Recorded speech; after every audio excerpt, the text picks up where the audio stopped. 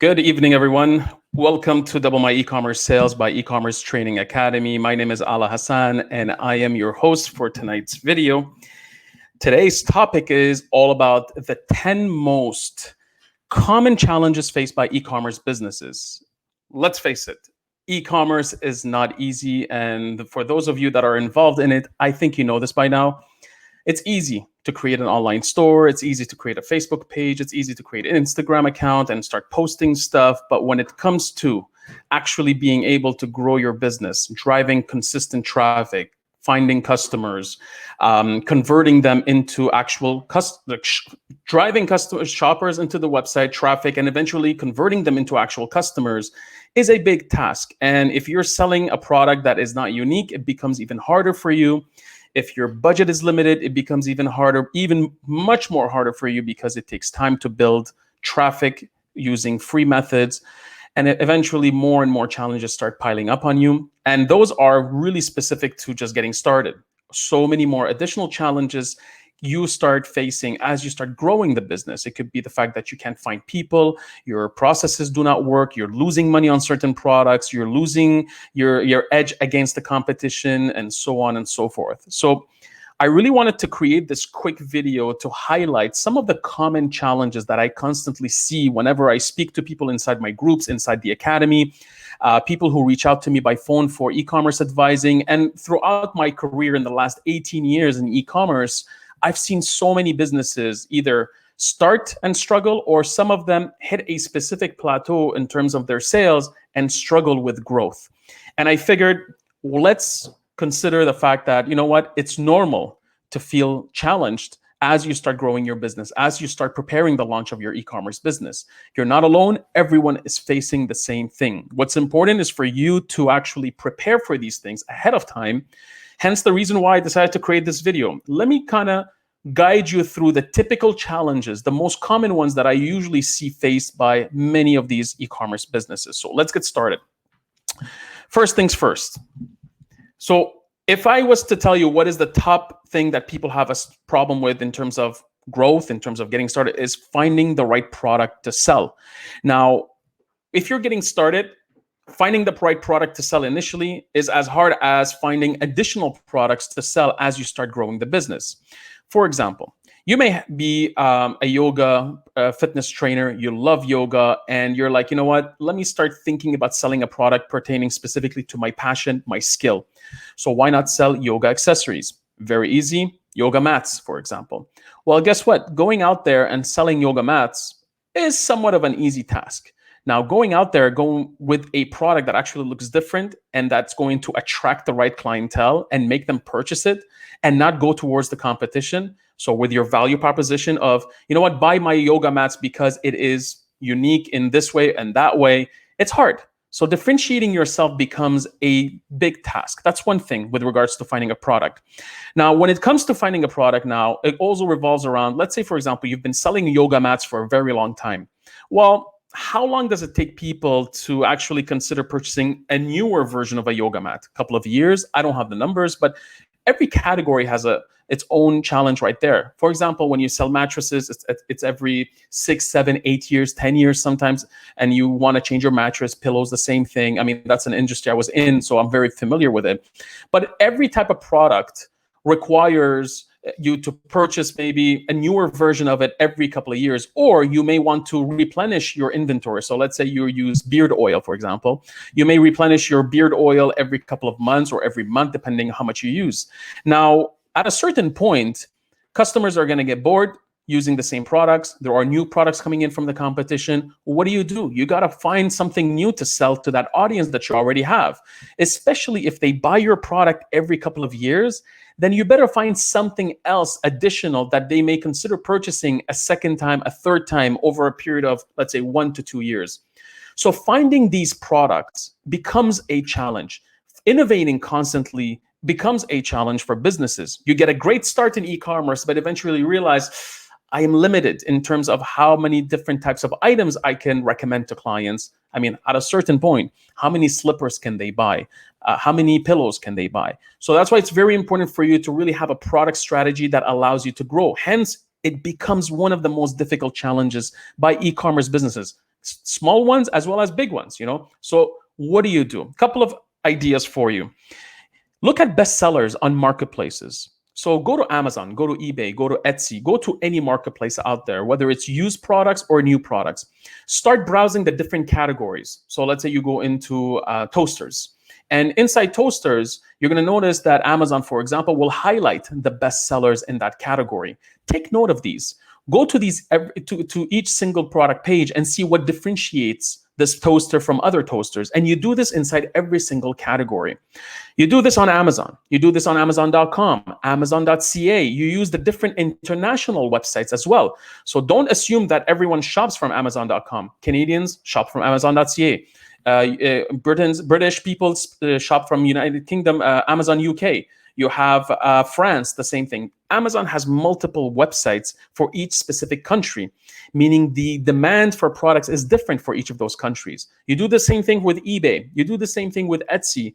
Etsy, yes, Etsy is more of a handmade type of product. But you know what? Sometimes you can find a product that is no longer handmade, that is already pre-made with manufacturing processes, whatever it might be. And you might find something that is very similar, not handmade, and you can sell it. So again, you find ideas, you get inspired by what's selling across all of these marketplaces. And the fact that people are already buying them, they already are leaving reviews, use those to your advantage so you can gather some research about what should you consider going forward in terms of your product offering. Another website I highly recommend when it comes to finding products is really staying on top of trends. Trend Hunter is a great website for this. If you go there, you'll spend hours and hours sitting in front of the screen, going through lists. They have a lot of listicles, like 10 ideas for a specific thing, or 75 different product ideas, latest trends in biking, latest trends in yoga, latest trends in beauty, and they have these lists nonstop, and they're constantly creating content. So you can use the website, this website specifically, Trend Hunter, to find the latest trends within each category. Again, it's just to get inspired. You look for those products, then you go to Amazon, you look at Amazon, you look at eBay to see is anyone else selling it, or if they are selling it, what variations of the product are they selling?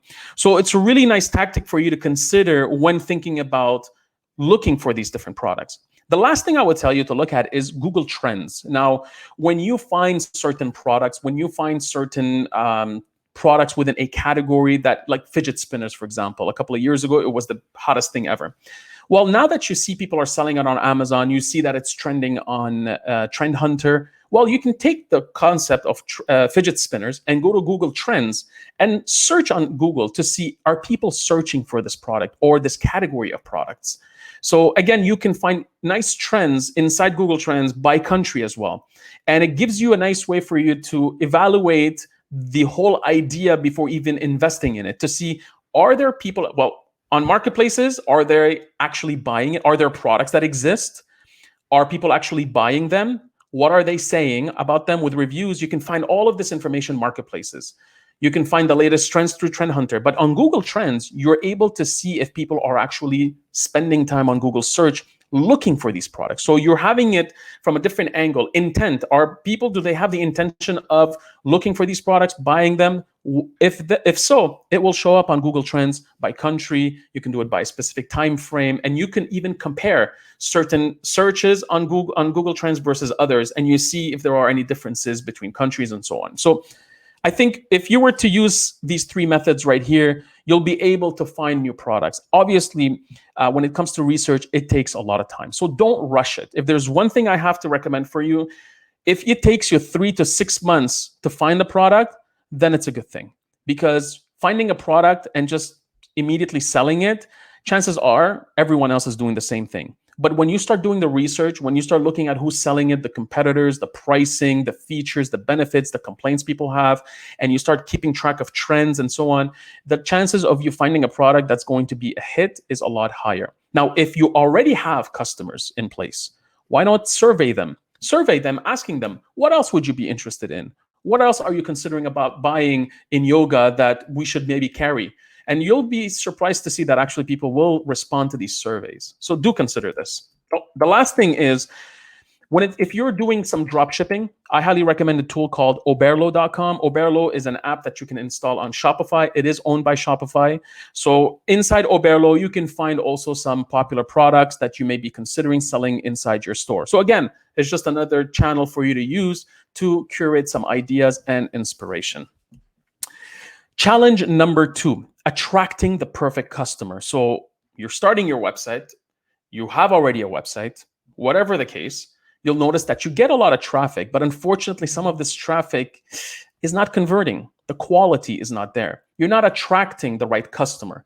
And obviously, this becomes a big challenge for people like you who are getting started or people who are well established. If you're getting started, you're spending a lot of money trying to drive this traffic. You're worried about losing it and wasting that money. And if you're trying to build out content so that your website ranks on SEO, which takes time, you're spending a lot of effort in making sure that you are being discovered. The same goes for established brands. Whether you're making $1 million a month or $100,000 in sales a month, you're going to spend a lot of money on Facebook ads, Google ads, all the paid networks.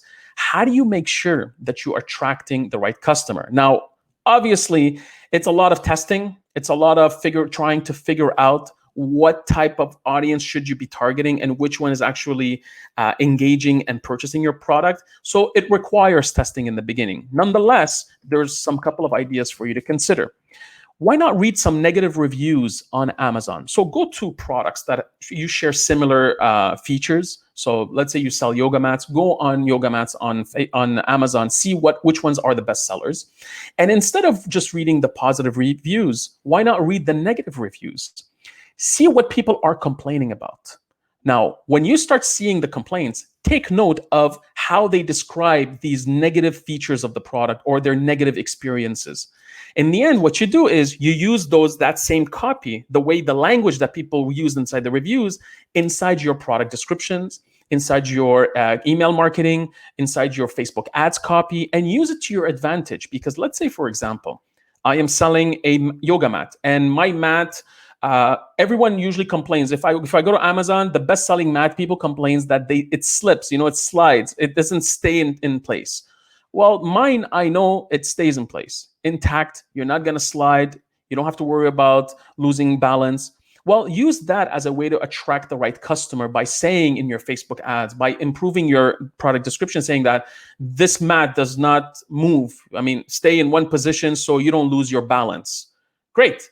If I am a yoga person and I am looking at, let's say, changing my yoga mat, well, you caught my attention because that's something I complain about all the time, or durable yoga mats, or whatever it might be. By using the right copy in your marketing, you can potentially attract the right customer. It's not enough to say you're targeting the right customer.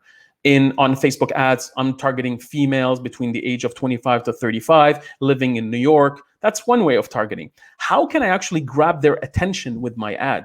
That's one tactic that you could use. Number 2, you can learn more about your audience by using Facebook Insights. Inside Facebook Insights, you can literally go in and say, I want to look for people in the US, male or female, between the ages of, let's say, 25 to 35. I can also say they're married, they just got engaged, they're traveling, all sorts of behaviors that you can really specify in your search and target specific interests. So for example, you sell a product that women entrepreneurs would love to have. Let's say it's a specific type of MacBook cover, and this design is loved by women entrepreneurs. Well, you can go on Facebook Insights, look for people in the US, women between the ages of, let's say, 18 to 55, and say specifically, I'm looking for anyone who likes Tony Robbins.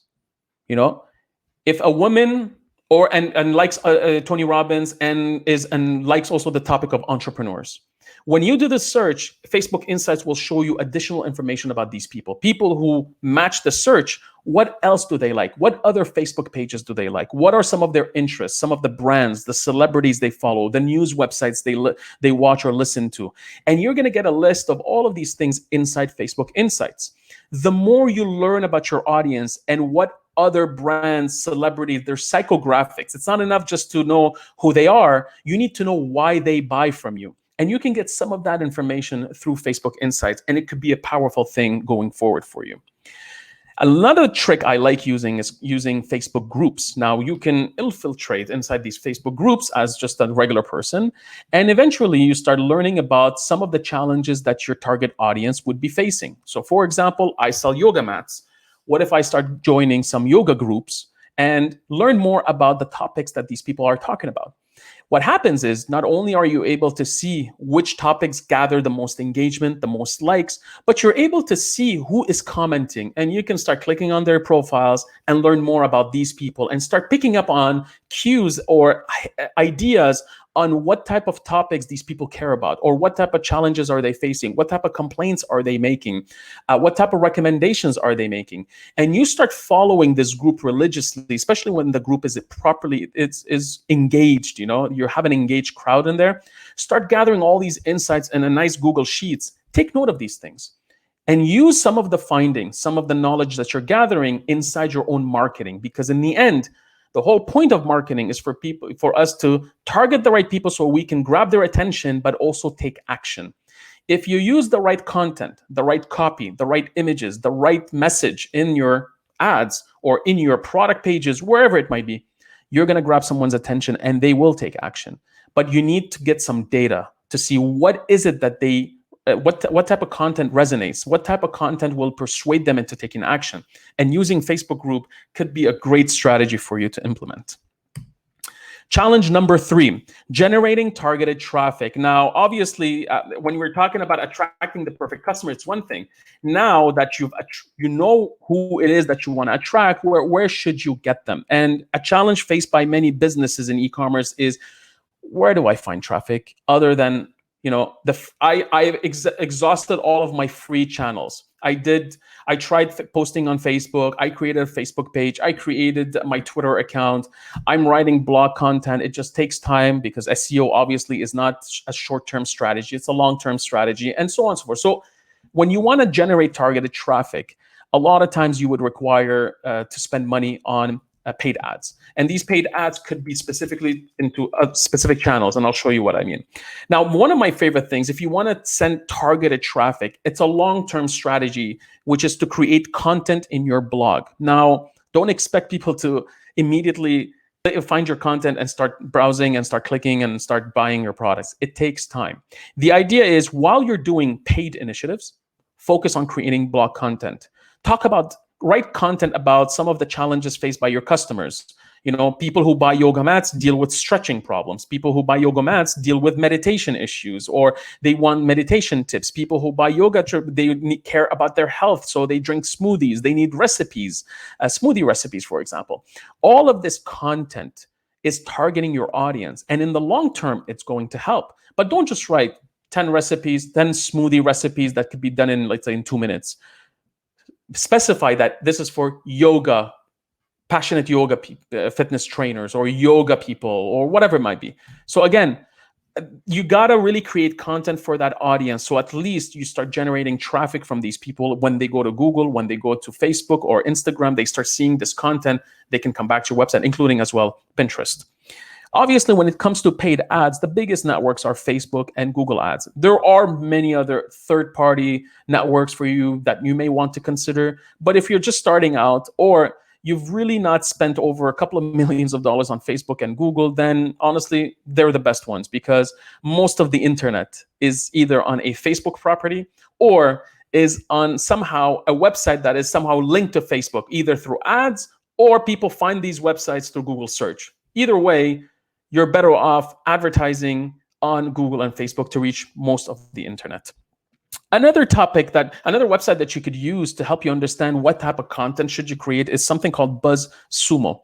You can go to BuzzSumo, and let's say, for example, you put in a famous yoga blog, and BuzzSumo is going to tell you which articles on this blog are the most popular ones. So if you're stuck in trying to figure out what should you write about, what kind of pictures should you take for your products, or this or that, BuzzSumo gives you a lot of great insights about what's working already for people on current websites, or you can search specific topics. So something for you to consider. Again, the whole idea is how can you create specific content that will target the right people when they go on Google? That's for the long term. But in the short term, use Facebook and Google to drive immediate ads to your website. Challenge number 4, well, capturing quality leads. Now, we know for a fact that people who visit your website as an online store, you know what? 98, 97% of people will bounce. E-commerce conversion rate, the average e-commerce conversion rate hovers between 1 to 3%. Obviously, there are exceptions. Sometimes it's under 1% and sometimes it's over 3%. Now, for most people, capturing leads becomes a very important tactic because you have a big percentage of people leaving your website. You're spending so much money driving these people to your website. You're spending so much time building out content, optimizing your website, only to experience a 97% bounce on your website. I mean, it doesn't make sense. You can't only focus on the main conversion, which is a sale. You got to look at things like micro conversions. What do I mean by this? Well, you want people to sign up to your newsletter. You want to build out your newsletter. So there's a couple of ways of going at it. If people come to your website, if they're not going to purchase something before they leave, make sure you get something from them. And something that we highly recommend in e-commerce, obviously in every business at this point, is an email address. It's another way of keeping the communication open with that customer, that prospect going forward. So one thing you could do is build out PDF documents, and you can create them using a tool called Canva. And inside canva.com, you have free PDF guides or ebooks that you could use. And the idea behind this is to create guides that will help people decide which product to buy. You can compare things. You can guide them in terms of, let's say, creating a buying guide. You can build out a nice ebook full of ideas and tricks and tips and, you know, all that stuff. So for example, I may be coming into your website to buy a yoga mat and I'm about to leave. I found your website through your blog post about 5 smoothie recipes perfect before a yoga workout. That's how I came in. I got what I wanted. I'm not ready to buy something, but you know what? Before I leave, you put up a pop-up and you say, oh, by the way, why don't you download this amazing guide, which includes 35 recipes, healthy recipes, perfect for any time you, after a yoga workout, for example. You know, you want to get some protein, you want to maybe, I'm not a yoga person, so I'm using an example, but you get the idea. You can come up with a nice, simple guide that includes a list of other things that the prospect may be interested in for you to push onto them so that you can convert them into an email address. Something that you see a lot is a lot of e-commerce retailers immediately give out a coupon. I'm not ready to buy yet. That's something you'll have to test to see, do people sign up to my coupon? Let's say sign up to our newsletter, get 10% off on your first order. Or will they sign up more to a guide? Again, that's something that you have to test. I personally like the guide because there I got a nice email address, and you know what? The chances of them engaging with that piece of content is higher than someone actually buying. So eventually, if I have their email address from a guide, I can eventually send them an email about a coupon. So I can push that coupon later on, a couple of days, a week later, or 2 weeks later. But I got their attention. I showed them our specialty, our expertise, which is in yoga, by highlighting this nice PDF.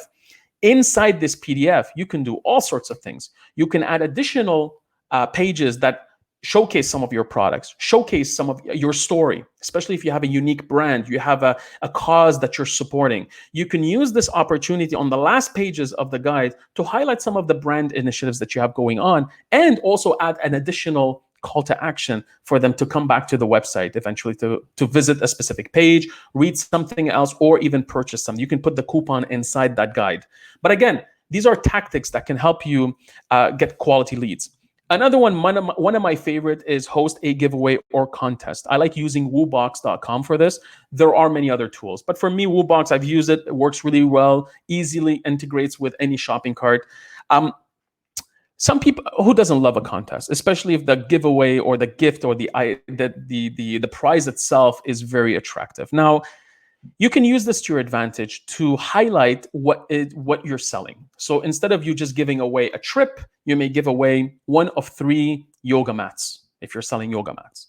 So while you are highlighting this product, you can specify that what's so special about it. You're educating customers about the product that you're about to give out as a prize. Now, do you need to do giveaways every single month? Why not? If you want and you have the budget, do it. I was doing, when I was selling DVDs and Blu-rays and all that stuff for many years. I mean, I was selling in the movie industry for about 14 years.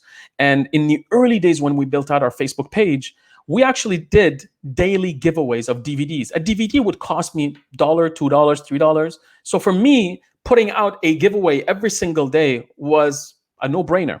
But again, it required us to manage things. I didn't use WooBox at that time. It was just really just putting out a blog post on our website, and then people would comment, and we would ask a movie-related type of question, a trivia question. So again, giveaways can attract the right audience. Now, this audience may necessarily not buy from you, but here's the thing. You're getting people to sign up to your list. You're getting people that are showing interest in the product you're offering as a prize. If you were giving away yoga mats and I have no interest in yoga, I'm not going to sign up. I may forward the contest to someone else I may know. So you're getting that word of mouth. But again, the prize has to be something related to what it is that you have to offer, because you're looking for that signal that shows interest in your product. Guess what you could do after with this list? Take it, and obviously you can use it on Facebook to tell Facebook, say, by the way, here is a list of everyone that signed up to my email, my giveaway. Can you find me more people like this? And you start building out lookalikes, and there's a whole thing that you can do. Obviously, when you're doing all of this stuff with email lists, you're sharing it with Facebook. You're not there. It's a technology. It's called hashing. So you're not literally giving them the email. They're using it to find the user on Facebook. But there's a process there. Just make sure that your privacy policy on your website has all the legal disclaimers required that you are sharing some of this information with advertising networks. You're not sharing the list per se, but you're sharing some of the insights that you have with these advertising networks. So consider that as also a tip that you need to consider going forward. Now, with giveaways, there's a whole strategy, but you get the point going forward. Next thing that I highly recommend is to ask for emails. E-commerce websites are somewhat really shy to ask for emails. And you know what? People will give you their email address if there is value for them, whether it's a downloadable guide or hosting a giveaway. All of these have incentives. If you're providing value through your newsletters, you're not just sending newsletters about, I'm selling this mattress. This mattress is on sale. My mattress is on sale. Every time you're sending an email, it's a mattress sale, mattress sale, mattress sale. If you're sending an email a sales email every 3 emails, at least you're sending 2 out of 3 emails that containing valuable insights about how to sleep well, how to reduce your neck pain, different ways of reducing snoring. You're providing tips. You're providing, let's say, videos of interviews with sleep experts, interviews with fitness trainers to help people maybe stretch in bed as they get up. You're not just selling mattresses. You're showing your expertise. You're providing value. You're providing education through your emails. Then ask for an email. If you're providing all this information through email communications, then ask for it and tell people what is it that you share. Sometimes even you can have it, instead of just putting out a box, sign up to our newsletter, just say, make a nice landing page. If you sign up here, this is the type of email you're going to get. Give them screenshots of the type of content that you include, the recipes that you include, all that stuff. People love it. I mean, the whole idea here is for you to become the leading authority when it comes to mattresses, and you want people to sign up to your newsletter and not the competition, because of the fact that your newsletters are the best in the mattress industry, because not only do you have the best products, but you're constantly providing so much value and interest in the content that you're sending out by email. So again, it's a strategy that you need to have, but don't be shy when it comes to asking for emails. I like using a tool called Opt-in Monster. Very affordable, easily integrates with all sorts of platforms. You have countdowns. You can also use it to communicate information. You don't need to always ask for email addresses. So again, a great tool for you to consider. I still have it. I pay for it, and you know what? I love it. It's you'll see when you go to the website. Challenge number 5: nurturing ideal. Here we go. I made a mistake. It should be the ideal prospects. So as you start, let me just make sure all is well. Perfect. So as you start getting all these emails, it's not enough just taking the email. You got to nurture these relationships, these communications that you're going to have with customers. You can't just ask for an email, that's it, that's all. You need to have some follow-up. So every time somebody signs up to your list, whether they're signing up to download a PDF or sign up to a contest or sign up to your newsletter, have a welcome series for each of those sources. So if somebody signs up to download something, send them a welcome series. Thank you for signing up. Here is your PDF download. Download it here. Thank you. Make sure to join us on Instagram, for example. A couple of days later, send them an email about you should consider following us on Facebook, or take a look at these products, or start talking about your brand. Introduce them to the brand. It's called a welcome series. There's many strategies that you could follow. The idea there is, don't simply ask for the email, send them a confirmation and have some follow-up messages over a period of time. You can do it 2 weeks, 3 weeks, a month. The best part is it's automated. So you don't have to do this manually. Do this once, that's it. And every couple of months, every year, twice a year, you can look at the numbers to see how can you improve it. 2, start sending out, you need to really focus on educating and entertaining through content. We've already spoken about this. It's, again, you're having people sign up to your newsletter. Start educating them, start inspiring them, share valuable insights, whether it's through blogs, through email. Just make sure you're nurturing them, show your expertise going forward. So that's something that you need to focus on, because again, you're nurturing these leads to eventually be interested in shopping on your website and eventually buy your products. And that's the whole idea here of nurturing these leads is not just about telling them how amazing your product is. That could be one of the messages. You should really focus on talking about everything else that they may be challenged with in their daily lives. So if I'm targeting someone in yoga, some of the content that I'm going to talk about is really stretching tips, for example. And I send that as part of my welcome series, because I know for a fact that people who do yoga may experience stretching challenges and that. Again, I'm just using examples, but the whole idea is from there for you to come up with content that resonates with this audience, that eventually will make them become closer and closer to your product and purchase it. Challenge number 6, converting shoppers into paying customers. Now you've got the leads, you've been nurturing them. They may start coming to your website, they start shopping around. How do you get them to buy your product? So a couple of things that you guys could do there is, again, there's so many tactics, but it's a challenge that we all face. So you might get some micro conversions, but at the end of the day, we want people to buy from us. So what can you do?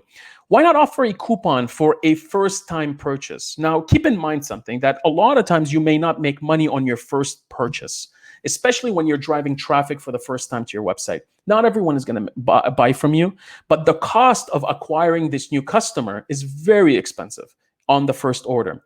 So why not find a way to make this shopper take action and convert? Why not offer them a coupon specifically for their first time purchase? At 10%, 15%, 20%. It could also be a free gift with purchase. So you don't have to go always towards the discounting route.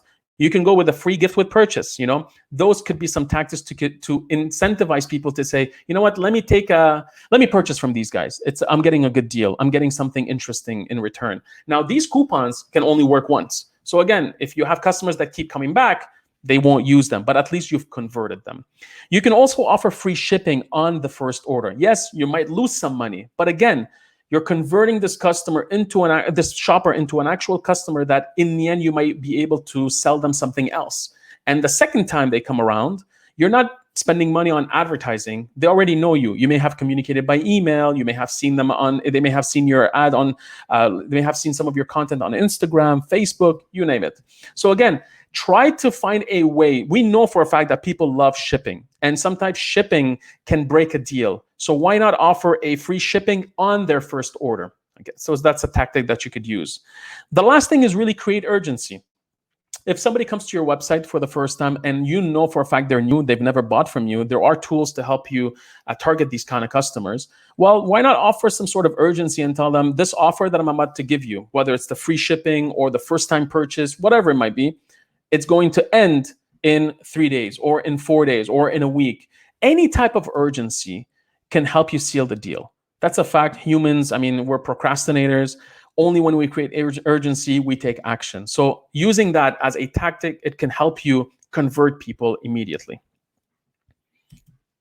Challenge number 7, retaining customers. So yes, you've got all these shoppers, they started buying from you. How do you keep them from going to the competition and keep them coming back again so they repeat and they keep buying the same products, or they fill out, or they buy additional items? What are some of the things you need to consider? Because it becomes a challenge.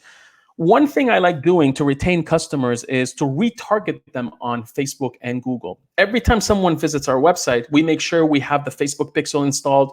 We make sure that we have the Google script, the Google conversion code installed, the retargeting codes. There's a lot of pixels and codes that need to be installed. Maybe one day I'm going to make a video about this. You need to make sure that all of these things are installed so that you can retarget customers. There's an easy way to not send them an email. If you don't have their email, or you don't want to just send them an email, using retargeting as a communication channel is a great strategy to bring people back. For example, I bought yoga mats. Well, on Facebook, I could say, to tell Facebook, I say, you know what, show this ad about our yoga water bottles to everyone who bought yoga mats and hasn't been to the website in the last 60 days. You can go up to 180 days, for example. So you could literally specify who would you like to target based on a list of behaviors that people have taken on your website. Again, use it as a communication channel to bring them back to the website. You could use promotions, obviously, but sometimes just reminding people you exist and showing them a product that may be of interest to them is enough to bring them back to the website. You can also communicate by email. I mean, that's normal. Whether it's 30 days after, 60 days after, 6 months later, even if they haven't opened an email, find a way to bring them back to the website and push on them either some additional products or offer them a one-time offer. Again, you want people to purchase from you a couple of times. That's where the money is. The profits come on these multiple orders that people initiate on your website. The last thing is you want to retain your customers, and it's not just about sales. It's really about inspiring them, educating them, and entertaining them. Again, we're going to start looking at the lifetime value of your customers, and you're going to start seeing, as you start obviously conducting business over a period of time, you start seeing some behaviors. How many times do people buy from you on average per year, per 2 years, per 3 years? And you start seeing these trends, and that you could use to your advantage. And using this information, you can start figuring out what type of content that resonates with people that will bring them back to the website, and eventually with hopes that they're going to convert. So you got to start creating content that is not salesy. So the purpose is to inspire, educate, and to entertain. Having a content marketing strategy is key for the long term of the success of your business, especially if you focus on customer lifetime value. Do you like receiving every time an email from a company which is all about sell, like their promotions and discounts, and we sell this, we have this on sale, we have this offer, versus a company that once in a while, it's okay to tell me that you have a sale going on, but why not educate me or talk to me about something else? So that's something that could potentially help you retain customers in the long term. Challenge number 8 is achieving profitable long-term growth. So first couple of months, you want sales. The first year, you start driving sales, and you're like, you know what? I need to make profits. I need to increase my profits. I need to really focus about the next couple of years. It was exciting in the beginning, but at a certain point, you want things to work for you for the business, because you got to make a good profit so you can scale the business, hire the right people, and find new products, expand, and so on and so forth. So what is it that you need to do? Focus on your customers, please. I mean, it costs a lot of money to acquire a customer, but it's very easy to lose one. Yet sometimes retailers ignore the fact that there are certain customers that need attention. Oh, what happened here? Sorry. So sometimes retailers forget the whole idea of, you know what, I've spent so much money trying to get these customers. Why is it that I'm not taking care of it? Why taking care of them? Why is it that I'm not listening to them? What are some of their concerns? Provide live chat, provide email responses, provide a toll-free number. Again, when you take care of your customers, you take care of your employees, the business will take care of itself. Sometimes we just ignore these two things. I mean, employees is critical, but right now, because we're talking about these customers, you need to really think about how to ensure that these customers get a pleasant shopping experience so they come back again, they tell their friends, and they become raving fans. So really take time to look at how are customers doing on your website. And sometimes it's just a matter of sending them a quick email. Do you have anything to tell us? Are there any complaints? Did something happen? Are you happy with the product? Are you happy? Are you satisfied with what the product is doing for you? All these things matter. So really take an action on that. You can also look at other ways of increasing profits by upselling and cross-promoting products. You bought this golf club, why not buy some golf balls? You bought this smoothie blender, why not buy the, I don't know, some other accessory? Or you have a coffee machine, why not buy coffee mugs? Find ways of promoting, recommending products that can improve the experience of purchasing your item. Or sometimes it's also an upsell to an upgraded version of the product. Model 1 of your product does this, but Model 2 does this and that. You pay an extra $100. Sometimes upselling people can potentially increase your profits, because at the end of the day, the customer is costing you the same amount. Why not make them spend more? So these type of upselling, cross-promotion tactics really help you increase profitability. The last thing is really about improving your website experience. Invest in your website, making sure that you get product reviews, making sure you have an amazing site search. If you're on Shopify, you don't have to worry about the checkout as much because they really figured it out for you. But the overall browsing experience, the navigation menu, the design, the template, how easy is it to find products? How easy is it to read reviews? How easy is it to learn about the products, browse different categories, search for bundles? All of these things matter. If you have live chat, you can get a lot of these insights from customers if they're not happy, or if you see if they have any challenges, they're going to start communicating with you directly by simply sending you a live chat. Two more. Challenge number 9, choosing the right technology. So obviously, it's a big challenge by e-commerce businesses. It depends on which stage they're at. So if you're just getting started, obviously there's a lot of things that you're going to be dealing that may not be dealt by a company that's already doing 6, 7 figures, 8 figures a month. So again, it depends at which stage, but some of the things always remain. Shopping cart software, get the right one, use the right one. If you're getting started, just use Shopify, get started with it. If you have a more personalized shopping experience, you have configurators, you want to customize everything, you want to own it, you don't want to pay a company monthly for it, or there's certain things that you want to have more in your control, then consider other platforms like Magento and the bigger platforms for the bigger companies, Demandware and Hybris and so on. These are the $250,000 type of solutions. But there are shopping cart software solutions for every type of business, every budget. Shopify, $30 to $250,000 type of platform for the big enterprises. So again, choosing the right technology is critical, but keep in mind that you will always outgrow your solutions. You will need to add additional features and additional apps and additional extensions. You may add different layers of software. So that's normal. That's part of the game. But as you grow, pay attention to what are some of your needs so that you make sure you find the right tools for those challenges that you're facing. Number 2, digital marketing and customer service software. A lot of them are out there. Zendesk for customer service and live chat software. Zendesk has one in there. You can use Tidio Chat. Digital marketing tools from email marketing, managing your social media. You can have stuff for graphic design, your Facebook ad management, Google ad management, all these things. With time, choosing the right technology is critical. My recommendation if you're getting started is not to sign up to anything that requires a 1-year contract. Sign up to tools or technologies that give you a month-to-month payment option. This way, if you see the tool is not meeting your needs, then you can easily switch because your budgets are limited. You're just getting started. Put your money towards other things than technology in the beginning. But just simply don't sign up to a contract if you're not sure. The last thing is also when it comes to partnership is finding the right agencies to help you develop your website, agencies to give you e-commerce strategy advice, agencies to help you troubleshoot problems, agencies for branding, design, digital marketing agencies. Certain agencies will help you improve your operations, shipping, packaging, logistics, all that stuff. Finding the right partners and working with the right agencies is critical if you want to start growing. It's a fact that you're going to face a lot of challenges.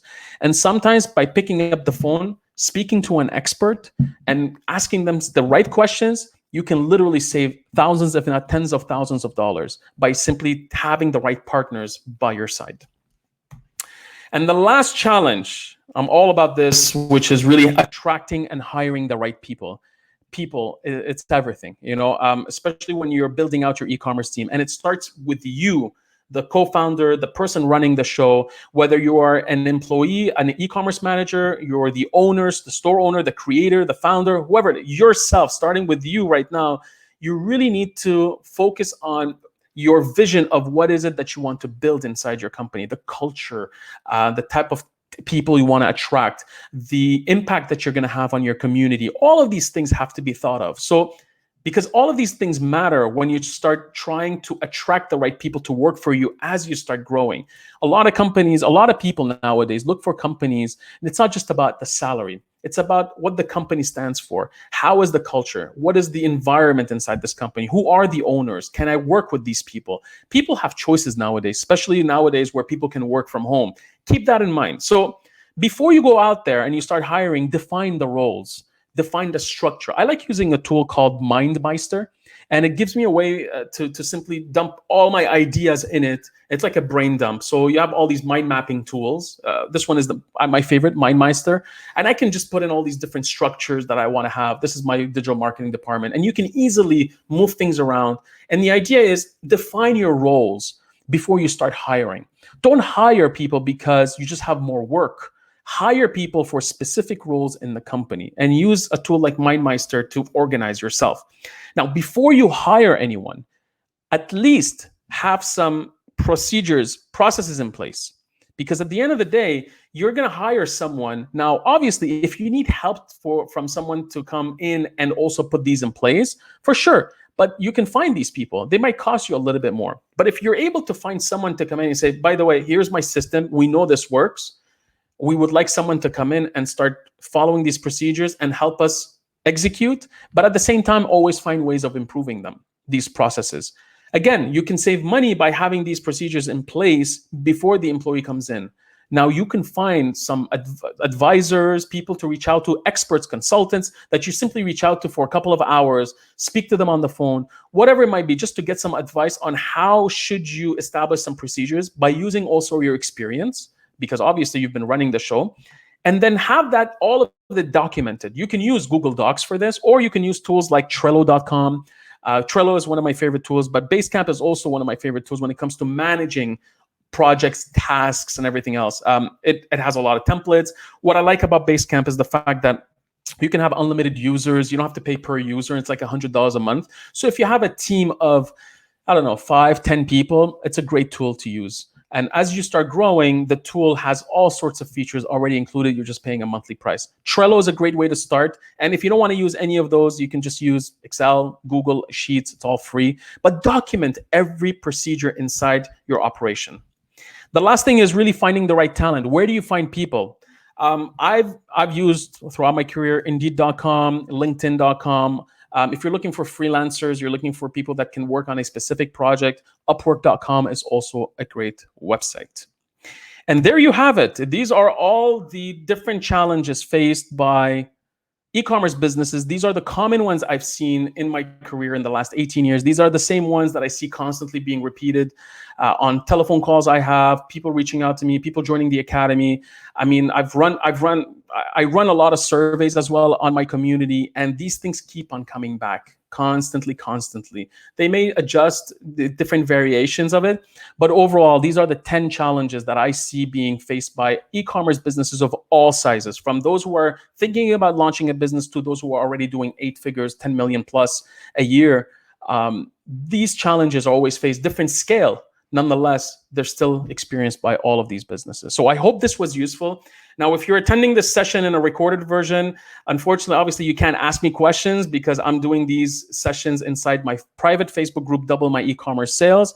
If you were to join the group, you can ask me live immediately after my session here. So make sure to join in. So now I'll go inside the group to see if there are any questions. And are people still alive in here? So I hope this was useful. Please let me know in the comments if this was useful. Was it helpful? Is it clear? If you have also any comments, questions about specific challenges that I mentioned, don't forget to like or love the video so at least people in the community are aware of it. But again, thanks again for attending live. I see a bunch of people, so let me just go in to make sure that all is well. Perfect. I see people, but no questions. So I hope this was Clear? And otherwise, let me just make sure. Perfect. I don't see any questions, so I'll leave it at that. Thanks again for attending today's live session, and I look forward to seeing you in the next video. Thank you. Bye-bye.